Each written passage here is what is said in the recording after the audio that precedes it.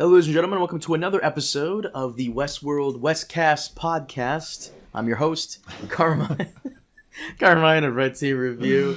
I'm joined here once again by Preston, Gilligan, Ulysses Jacobs. That's right. I'm adding more names to your fake name. Sure. We're doing this podcast at kind of a weird time, don't you think? No, that's okay. No. Well, so at the time of this recording, because it's when this comes out, we will have probably have seen episode 5. But this is after. We're recording this the Saturday before episode 5. So at this point we've seen episodes 1, 2, 3, and 4, and this is gonna mainly focus on 2, 3. Yo, and 4. Red Letter Media does it with Picard. We can do it with this. We can. That's how I. Plus, yo, I've just been. Me and Preston discussing it briefly. I've just been so kind of meh lately. I don't know if it's like the whole coronavirus quarantine thing or. I don't know what's going on, but it just seems very, Maybe you have it. I fucking hope That's the thing is you often forget that the other diseases still exist too. So you can have just a cold, That is true. But, did you hear that, by the way? You didn't hear? It's thundering over here in fucking bumfuck Kansas, so you guys might hear that every now and then. Sorry about that. I'll try to minimize it as best I can in post-editing anyways. As always, we're available SoundCloud, iTunes, all that good stuff. Let's get right to the meat and potatoes of the last 3 episodes. Okay. So basically, episode 2 is all about Maeve. I do like it that Lee comes back.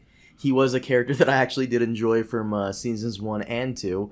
But Lee comes back, and we find out that Maeve has been stolen by seasonal villain Sarek, who's this multi-billionaire guy that has something to do with the AI system Riobon that's essentially controlling everyone's destinies. And he stole her pearl from Westworld. We find that out when Bernard goes back to Westworld, encounters Stubbs, and Stubbs tried to kill himself. Yeah. And did not succeed in killing himself. Bernard repairs Stubbs and also reprograms him to help him stop Dolores. But Maeve finds out that she's in a simulation and is able to hack outside her simulation to try and gain her own freedom using one of the robot helpers, which I thought was pretty sick. Yeah, I mean, it was a scene that I thought was pretty neat, like my first time watching it, and then later I'm like, wait, how is she hacking that robot, and where is she going with the robot? And once she pulls it out, once she pulls out her bulb, how is she still controlling the robot? The more I thought about it, the less sense it made. But the first time through, I was like, oh, this is pretty badass. And then, how do you escape a simulation? You hack a robot. But then there's the issue of, once she unplugs herself, how does the robot run? And where would it go? Can you imagine, she escapes the compound and then the robot, is running down the street and then has to, find an alley, and then what does it do with itself? Fuck, I didn't realize that. You're right. Dude, stop ruining Westworld. Fuck. I didn't realize that. Holy shit, you're right. Wow. That is kind of... you're not... Stop doing that. Right. I mean, if she downloads her consciousness into the robot, what does she need the bulb for? But if the consciousness is in the bulb, once she unplugs it, how is it still running? Maybe the bulb has Wi-Fi. I don't know. It's a little weird. But I don't know what she would do once she escaped. But nothing. Rebuild a body for herself. One of the things that's very odd about, and I want to jump to Sarek. Is he seems to have 2 motivations at once. And he has 2 motivations in episode 2, and he has 2 motivations in episode 4. And I don't know if it's an error or if it can be reconciled or what. But he's very open with Maeve about both of these motivations, and they seem to contradict. So the first motivation seems to be that he's interested in the Forge because he wants all of that human data in the Forge to make a better computer to predict the future. And then the other motivation is to stop Dolores. The other motivation is that he already has a working computer, but it no longer works once hosts are in the world. and he needs to get rid of the hosts to make the computer work again. Because he can accurately predict a human's, like, decisions, but he can't predict the hosts. Right. Exactly. And one could say, oh, maybe he wants a better computer so that he can predict the hosts. But unfortunately, his path to the better computer is better human minds, nothing to do with the hosts. There's that motivation in episode 2, because the simulation was at first to try to trick Maeve into giving him access to the forge. But she actually doesn't know how to get access to the forge, so he is disappointed. So he's got that motivation, and then at the end, when he's sitting at the table, the breakfast table with Maeve, he pretty much tells her, like, hosts are a threat. My computer stopped working when hosts appeared. I had everything predicted and running smoothly to save humanity, and then Dolores appeared and it fucked things up. So he's got those two motivations, and then in episode 4, he goes straight from having a dinner with Maeve, where he says, actually, hosts aren't the threat. I just want a better simulation. I want to, and the way to a better simulation is through the stuff at Westworld, which explains why he created that simulation that he put Maeve in. And then he goes to Arnold's house, and he's like, this is where we tracked the divergence. And when our computer stopped working. So the divergence are like activities by the host, right? Divergence, yeah. Divergence are activities by the hosts that Rehoboam doesn't know how to process. How do you say its name? I say Rehoboam, but it's Rehoboam? I don't know. Who fucking knows? Rio. I just say Rehoboam. Fuck it. How do you? But it did seem like Sarek had wanted to kill two birds with one stone. He wanted to find the forge and stop Dolores, all with Maeve. And at first, I thought Maeve didn't have her abilities because she was trying. I think she was trying to use them in episode 2, and I don't remember if she used all of her abilities, but we definitely see them in episode 4 when she confronts the Yakuza. Yeah, now she has. Well, these are new abilities. They're new abilities. So, in season 2, Maeve gains the ability to control all hosts through the mesh net. Now she has a different ability. Her ability seems to be technology to hack technology and hack computers. Because if she could control hosts, she could have just stopped Musashi Dolores, and they wouldn't have had to fight. Though Musashi Dolores is a machine, and she can control machines, so I wasn't quite sure why she couldn't stop him either way. But nonetheless, she seems to have a new ability that before it was controlling hosts, and now it's controlling machines. I mean, it's similar. Thematically, it's similar because she's godlike, but they are separate. Well, regardless, episode 2, not bad, kind of slow. I didn't hate it, but it was mostly just getting Maeve back into the story. Episode 3, the Charlotte host learns that Sarek, the richest man on Earth, is attempting to take over Delos via a mole within the company. Struggling to maintain her identity as a host, Charlotte discovers that the human Charlotte was Sarek's mole, having promised to get guest data to him.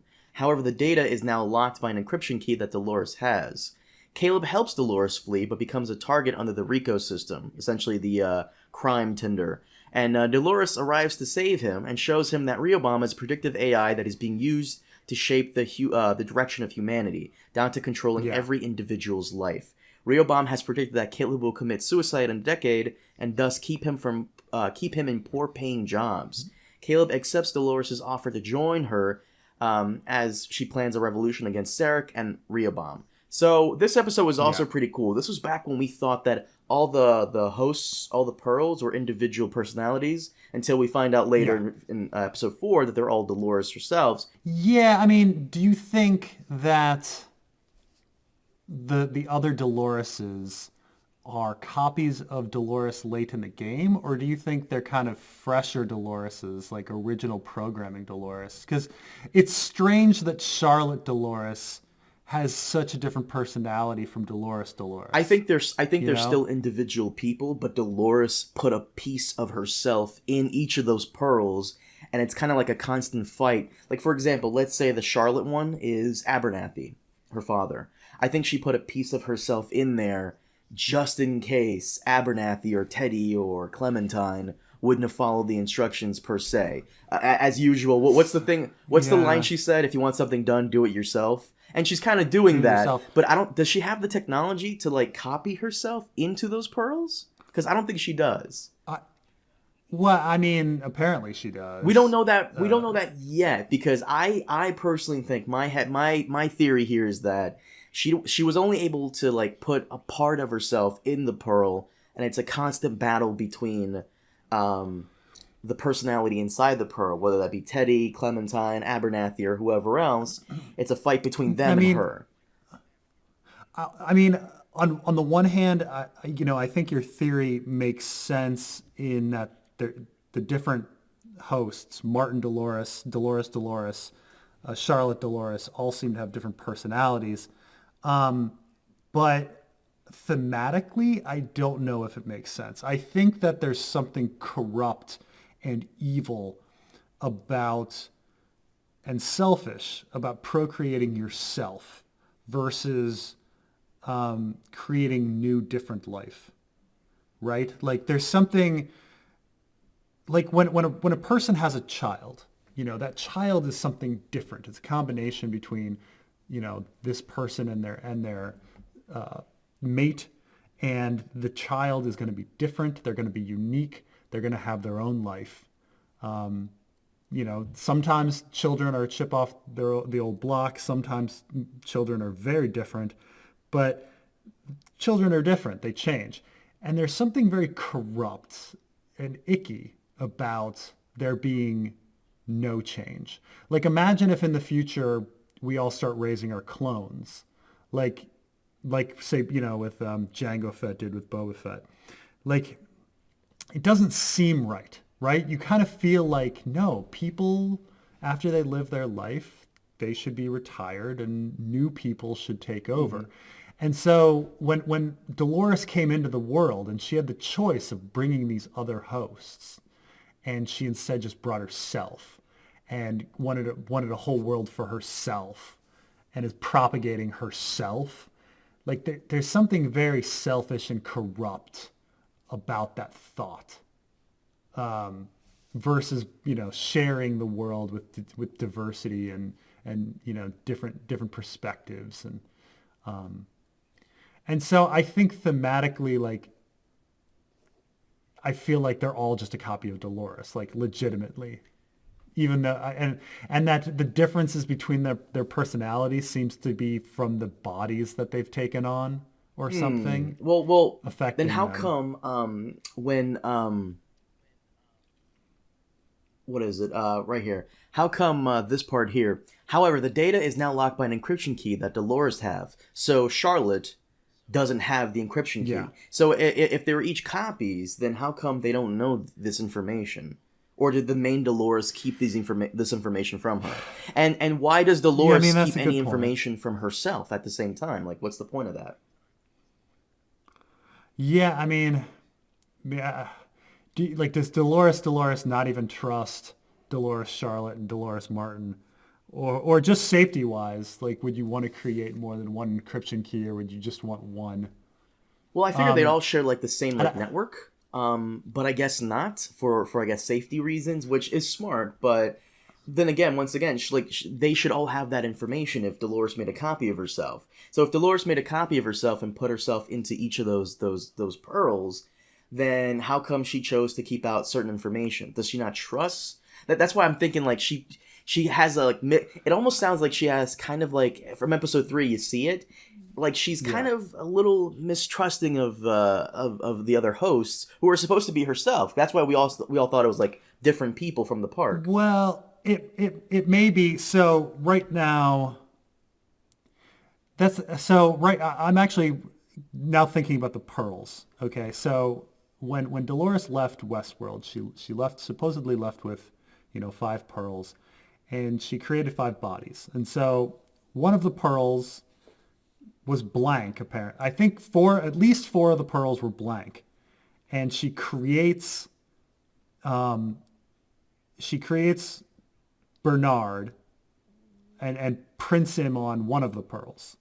And then she copies herself and prints them on 3 pearls, and we're not sure what the last pearl is. Now, the last pearl could be Abernathy and the key, because, right, the key was actually on Abernathy's pearl. Actually, I forgot so that. So maybe he's the only one. But what's strange is when Sarek goes into Arnold's house, he sees that she's printed 5 bodies. So we don't know who the 5th body is.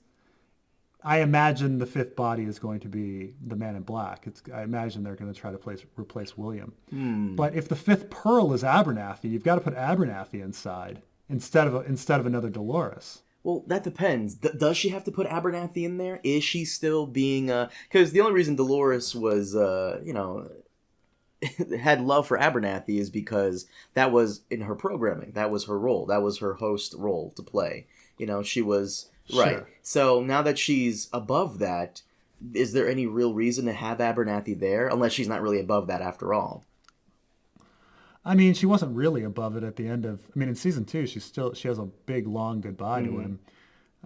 So, I mean, even more so than first season. First season, she worries about her dad, but she doesn't have this huge emotional connection to him like she does in season 2.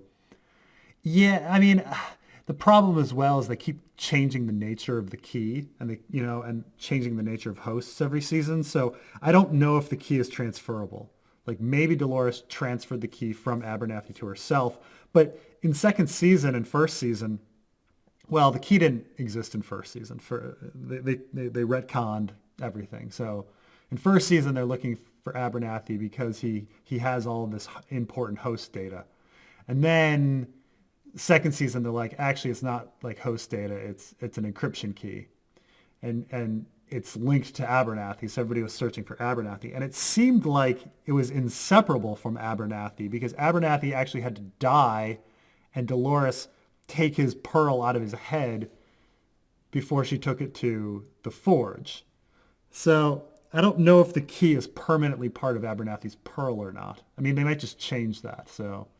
But it's something to think about. So many theories. And before we move on to episode 4, that is kind of terrifying that this AI program has already deemed that you're not worthy of having a higher paying job because of what you might do in 10 years. Apparently its prediction algorithm is so good that Caleb is not even worth saving. Because he probably might save himself, maybe.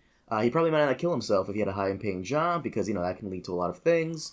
And it's already convinced itself that he will kill himself, and at this point, at this rate, he probably will. That's so goddamn terrifying that no one can advance beyond what someone or something thinks you should. So there's this British documentary series called the Up series. I don't know if you've Is that the one where the guy comes in and checks in with like 7-year-olds and then 14-year-olds and then is that one? Yes.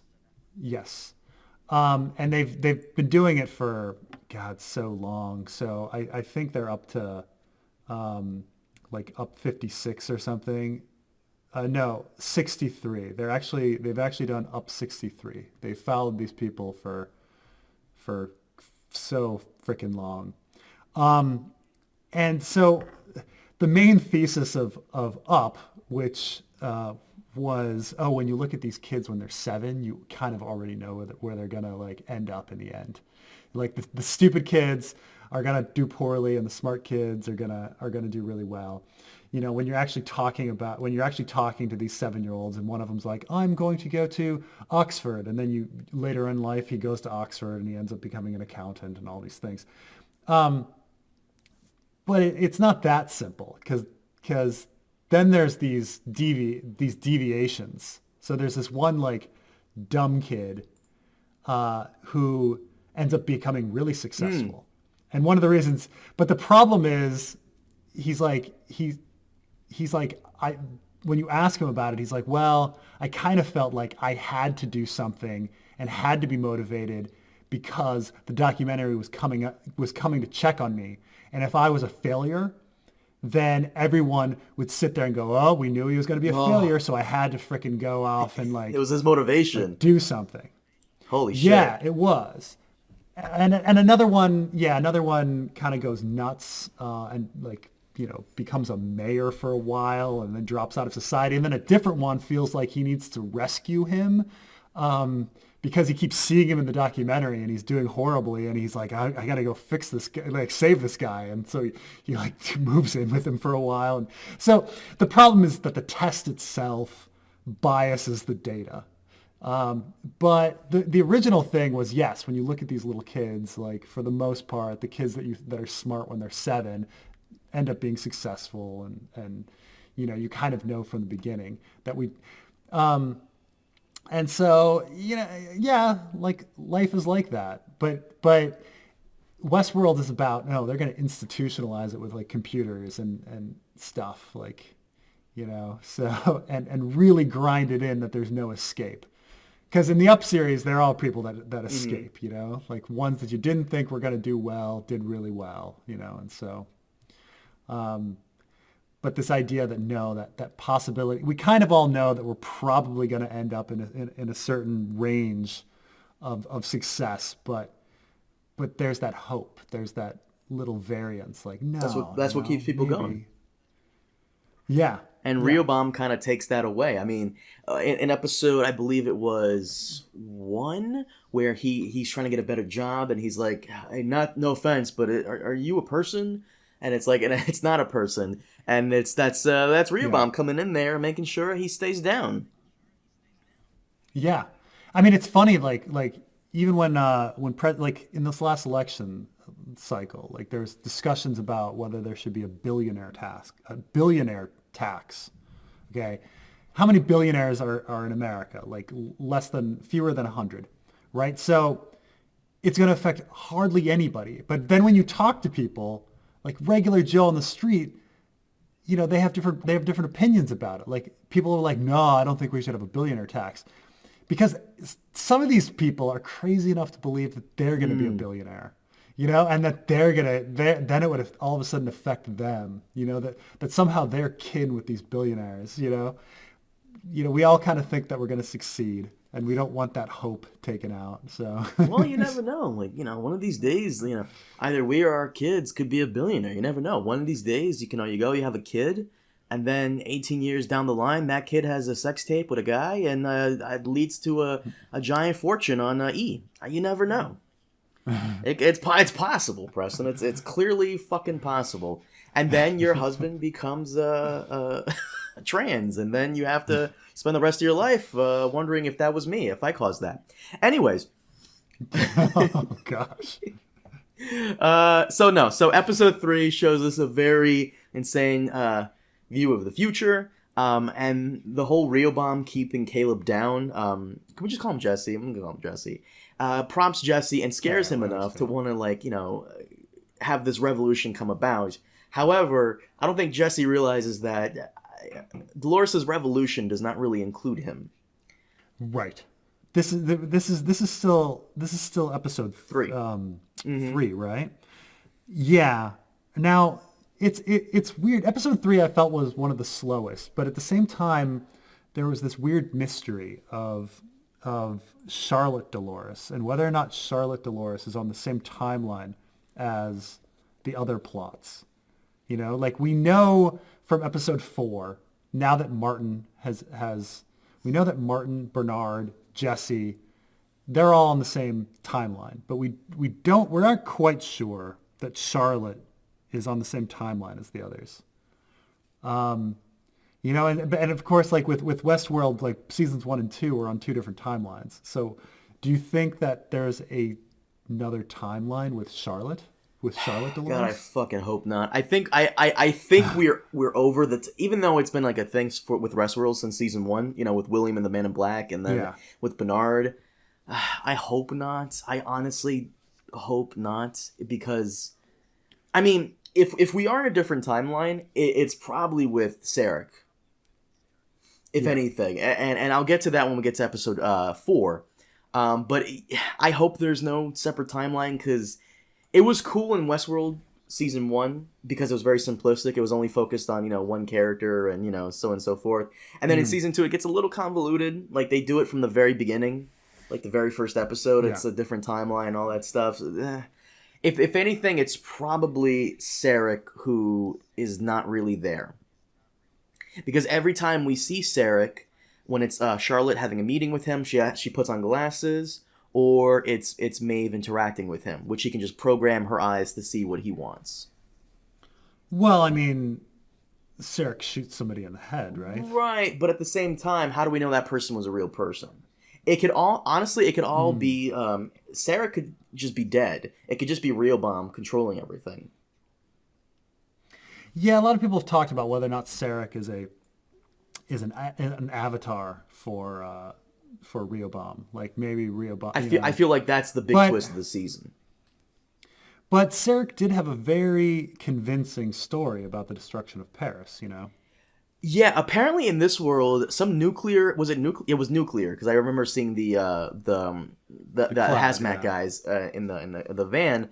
Yeah. Apparently, not only are certain animals gone, because when Charlotte goes to talk to her kid while he's asleep, he wants to go see, I think it was a elephant? You're right. Elephant, yeah. And she's like, they're gone.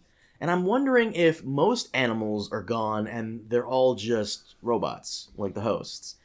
Well, yeah, I'm just assuming environmental destruction.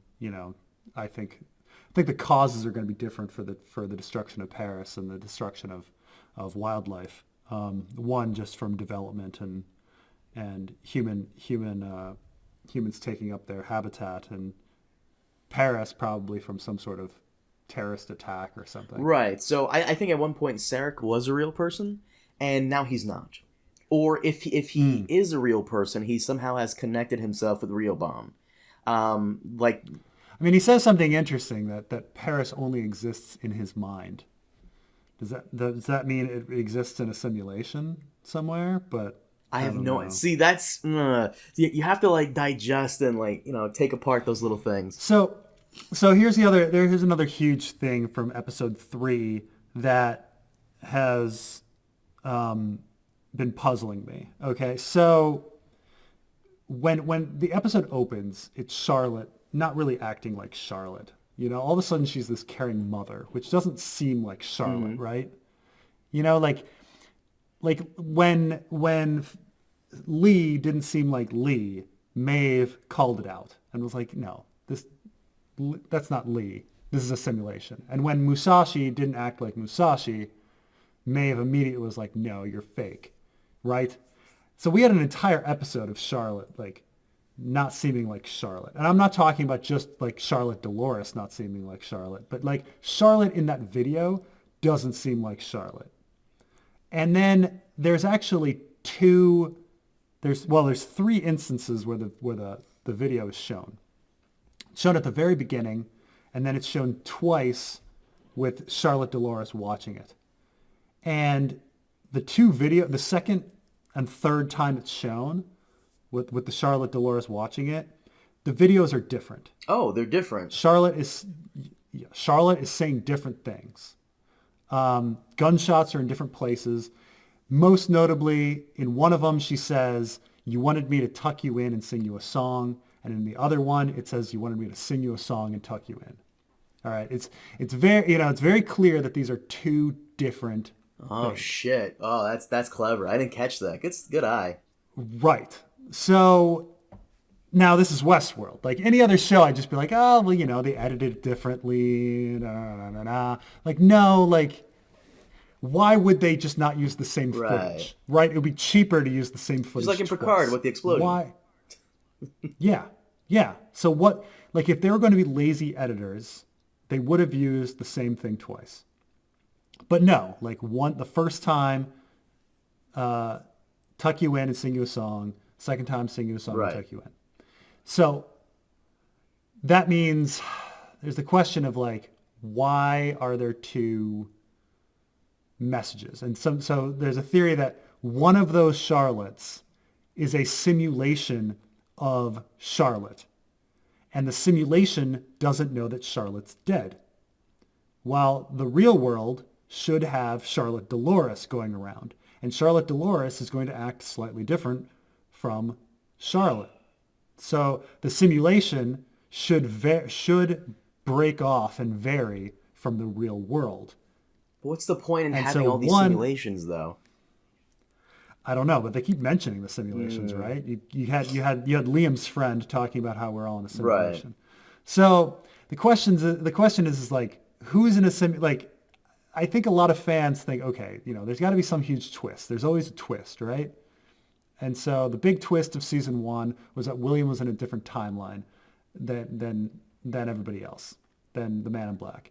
And the big twist in season 2 was that Charlotte, from the beginning, was Charlotte Dolores. So, and that affects everything. So I think the big twist in this season is going to be some of these scenes are in a simulation and some of these scenes are not in a simulation. That's what I'm thinking. Like, we're actually, the different timeline is probably in the future where Dolores is winning or has won, and the AI Rehoboam is trying to understand how they came to this conclusion to better understand what happened in the past to lead to everything that's happening now, which is the ongoing war that Dolores is waging. And in order to win the war, they have to understand how everything was brought up to this moment in time. Yeah. Now, the problem is that if it is two simulations, say simulation with hosts and simulation without, or real world with hosts and real world and simulation without, or whatever, almost all of our scenes, except for a few stray scenes with Charlotte, have a host in them, right? Like, Dolores was never a real person. So every scene with Dolores should be real because the simulation can't deal with hosts. So every scene with Bernard should be real. Every scene with Martin should be real. It should be real, or at least every scene with Martin Dolores should be real. So I don't. So it's just like I'm trying to like figure out why there was two videos and what would be the significance of that, but I haven't figured it out. Watch we get to the very end. It does seem like. It meant nothing. It was just a mistake. That's what I'm thinking. It might be. Honestly, if I was the showrunners with everybody like breaking apart every little thing in the show, I would just do that just to fuck with people, just to troll them. See how many people they could catch. Yeah, I mean, in the first season they did it with the milk can. Like, the milk cans were different, and people noticed that and stuff like that. But yeah, it's odd. I don't know why they had two different Charlotte videos. Like, what is it to hint that something's in a simulation? I don't know. But, well, you mentioned the Men in Black. In episode 4, Charlotte helps William prepare for a board meeting to prevent Sarek from buying Delos, but he keeps having visions of Emily. Sarek gains Maeve's help by offering to reconnect her with her daughter in the Sublime, but Maeve follows leads from Sarek that tracks Dolores' movements after arriving on the mainland to the Yakuza boss Sato, discovering him to appear as the same samurai world host Musashi. Bernard and Stubbs, believing William to be a host swap by Dolores, tries to abduct him from a charity event, but Dolores and Caleb stop them. While Dolores fights off Stubbs and Caleb chases down Liam, Bernard realizes that Martin is the swapped host. William, Bernard, and Maeve recognize that Dolores made copies of herself before leaving Westworld and place them in Charlotte, Martin, and Sato hosts as to fight back against Sarek. Sato wounds Maeve and leaves her for dead, while Charlotte has William committed to a mental institution, and Caleb and Dolores corner Liam. So, I don't understand, when did Dolores meet Musashi, and why did she, have Musashi specifically to be the Yakuza boss?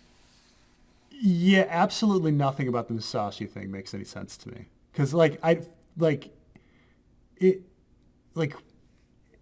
it's the most frustrating thing I've actually in the whole season so far. Really? Like, a lot of things I laugh at, like, okay, you can't have someone committed to an asylum involuntarily in America. Like, that's not a thing. And, like, you can't steal money electronically from people, and, certainly not by injecting blood into somebody's system. A lot of things are just silly. But, they at least, flow logic-wise somewhat, They're extraordinary, but okay, fine. But the Musashi thing, why would Dolores assume Maeve was going to get out of the park to start? So why would she print a Musashi body? Because the only person that would give a shit about a Musashi would be Maeve, which means Dolores would have to know Maeve would be leaving the park. And then if she did print this body, and like, how did she get it to become the head of the Yakuza? Like, she didn't kill, like, had she killed the head of the Yakuza and replaced the head of the Yakuza with a host that looked like the head of the Yakuza, that would have made sense. Like she did with, Martin or Charlotte, but I might be able to answer that. So, like, how did he rise to the head in 3 months? So, there was a theory that someone was telling me about that kind of made sense. So, the Yakuza boss guys, those guys, that gang, they have crates of that milky liquid. Yeah. Maybe the Yakuza was the one supplying Delos with that milky liquid the entire time, and it's kind of like a joke or a reward or whatever. Delos modeled the Shogun World characters after the Yakuza guys. Yeah, I mean, if you wanted to retcon that in, I suppose. I mean, what else you got? This is kind of like the Terminator 3 deleted scene on like why Arnold looks like Arnold. Did you ever see that? No, I didn't actually. Why does he look like Arnold? There's a deleted scene from Terminator 3 where you find out that this one army colonel who has this huge horrible Texas accent is the one who was talking about the plan to create Terminators, and everyone, and that they're going to be designed after him. And so that actually Arnold Schwarzenegger is a real human being at one point. But everyone's like, huh. And then at the board meeting, they say like, they say, oh, but do we have to use that guy's voice? And this one person who looks nothing like Arnold Schwarzenegger then opens their mouth and is like, that can be changed. So, like, that's actually funny. That's actually pretty funny. I like that. Sure. But it doesn't thematically go with Terminator 3, which is for the most part a rather serious movie. So, I mean, there's only maybe one other joke in Terminator 3, and that's when she makes her breasts grow bigger to deal with the police officer. But so they cut the deleted scene. But it's this like weird explanation on why they chose this certain look for the Terminator. So Musashi, the idea is that Musashi is actually a real human being in the real world, and somebody designed Musashi after him. The real person. That's the theory anyways. I guess that would kind of make sense. But the only other reason that Musashi would be there is to, I guess, give Maeve, to give the audience and Maeve of a sense of, whoa, it's that guy. But I didn't remember Musashi from season 2 because season 2 was so forgettable. If they really wanted to surprise me, they wouldn't have had Musashi. They would have had Hector instead. Because that would have made more sense regarding Maeve. Because I'm assuming Maeve remembers all of them, but it would hit her in the gut more if it was Hector instead of Musashi, because she has more of a connection to Hector. And and how Dolores found out about Maeve's adventures and why she would assume that Maeve is coming out. I mean, maybe the whole thing's a simulation and we don't have to worry about it, and it's all created by Sarek, which is why it doesn't make sense. But it just, Dolores doing this is just so odd. Like, why would Dolores, think that Maeve was coming after her? Like, what kind of, unless, maybe there's a 2 timelines thing that she's gotten a hold of Rehoboam and can and has modeled everything out and has predicted that Maeve is going to leave and needs to stop Maeve according to the prediction, and thus... You know what? You may be right now. If anything, if there are 2 timelines, I'm assuming the Maeve and Sarek timelines are different than the Charlotte and Dolores ones. If anything.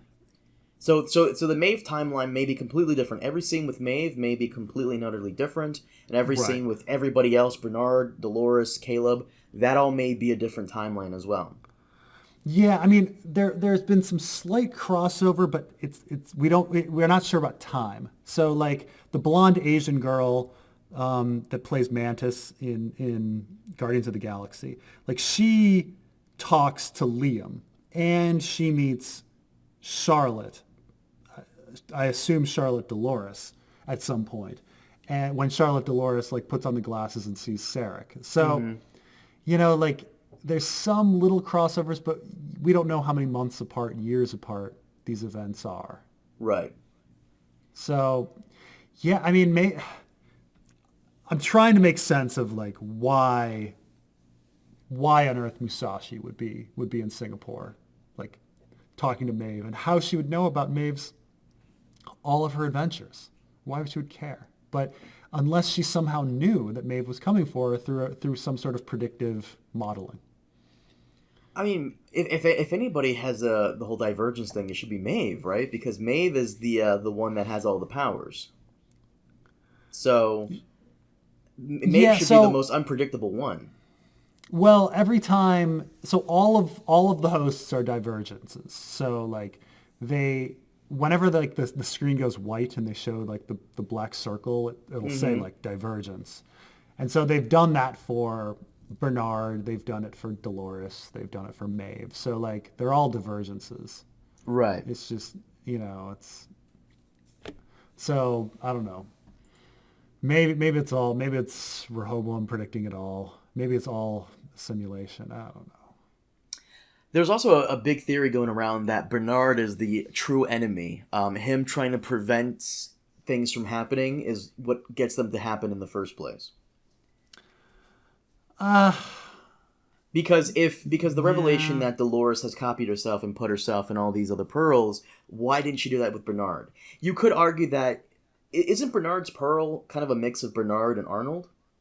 Yeah, so it's very odd. So in season 2 we find out that rather than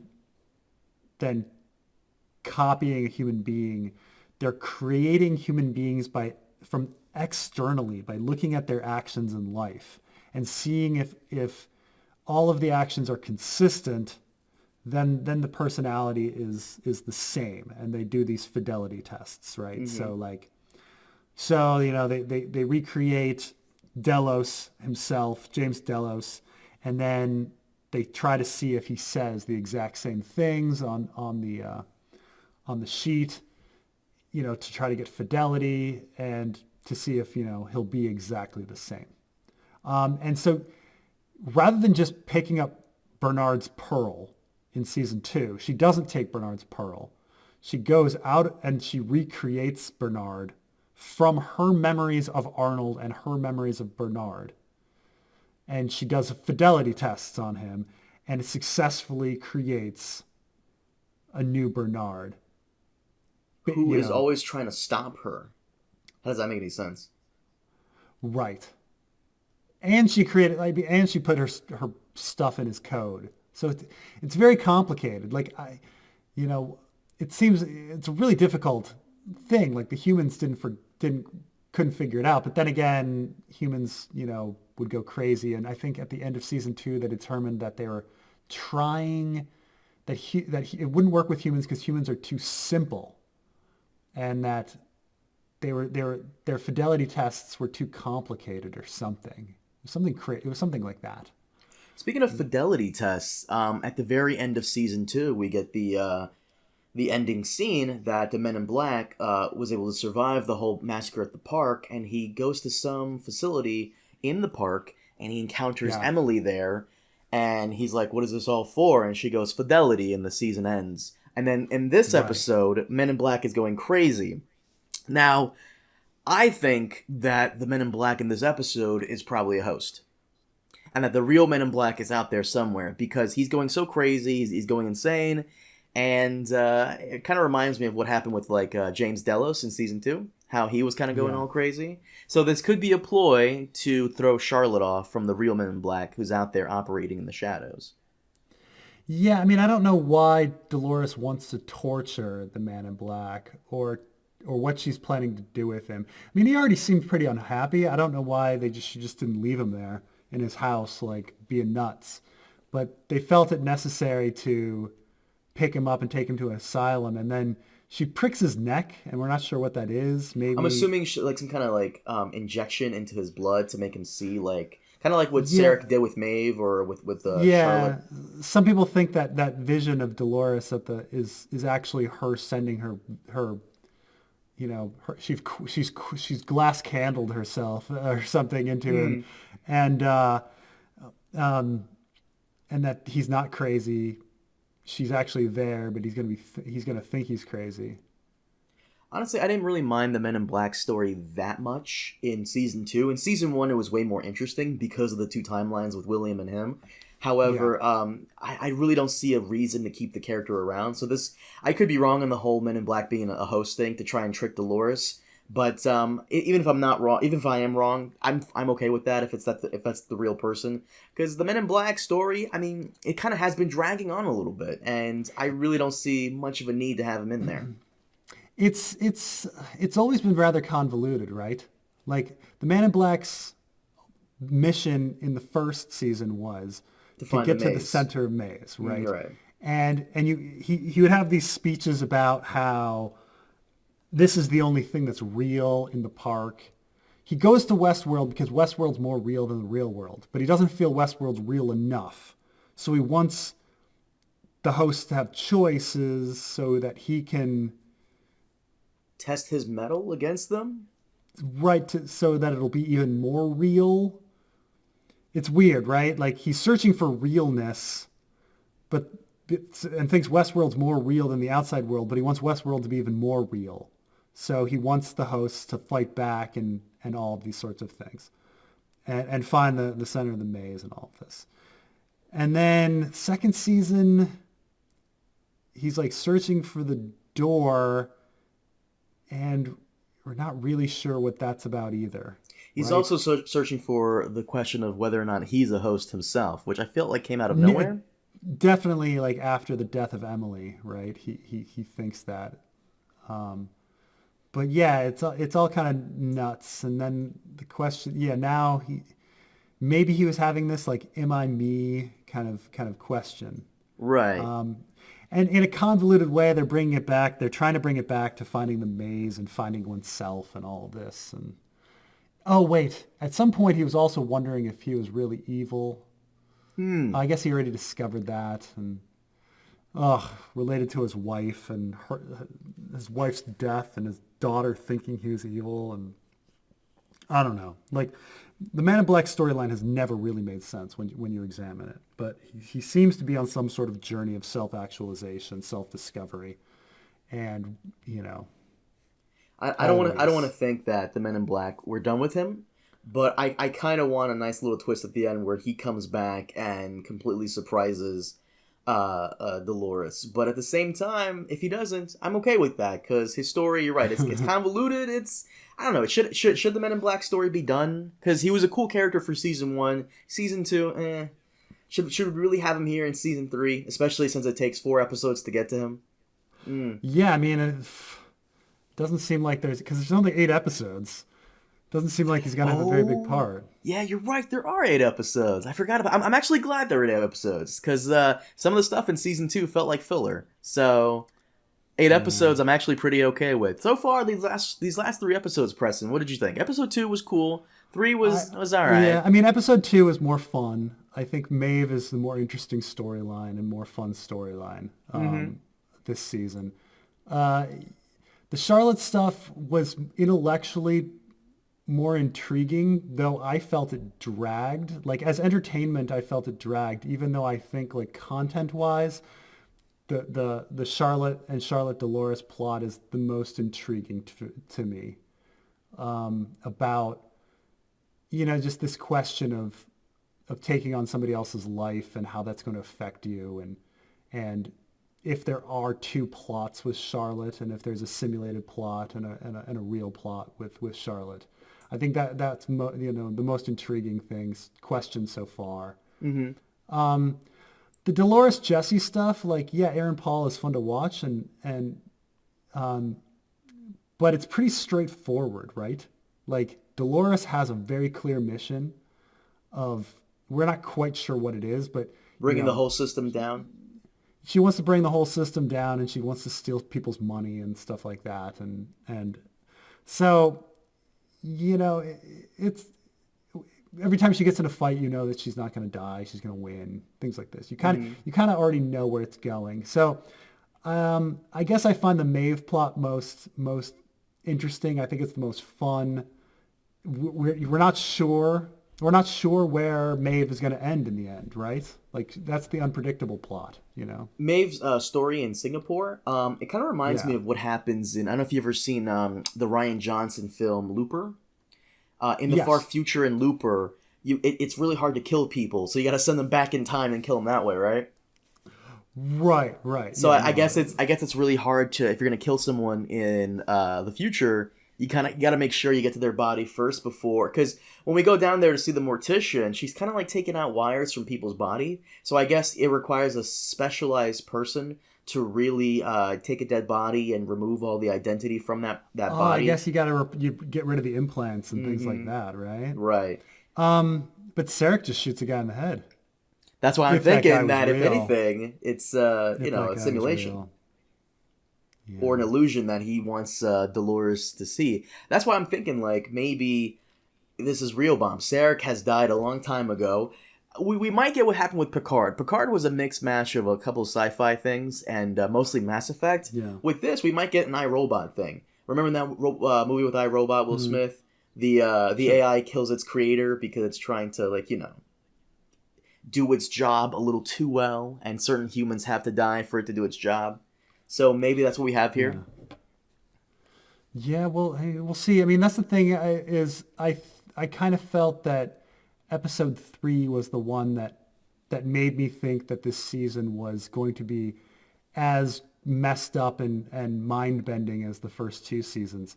Because episodes 1, 2, and 4 were really straightforward, as opposed to, like, the messing of your head that seasons 1 and 2 had. So I don't. Maybe I'm imagining it all. Maybe it's not. Maybe there's no simulation. I don't know. These are just the type of things that the showrunners are trying to get you to question whether or not there is a simulation or not. This is cool. See, this is so far it's way better than season 2. Season 2 was very convoluted. This is not as convoluted, which is fine. That's okay. It's a bit more straightforward, but there's always questions and theories as usual, which is a good thing. Yeah. Well, yeah. It's the funnest part is thinking about what's going to happen next week. Yeah. Mm-hmm. Or tomorrow, actually, since tomorrow's episode 5. Yes. Preston, can we wrap it up here?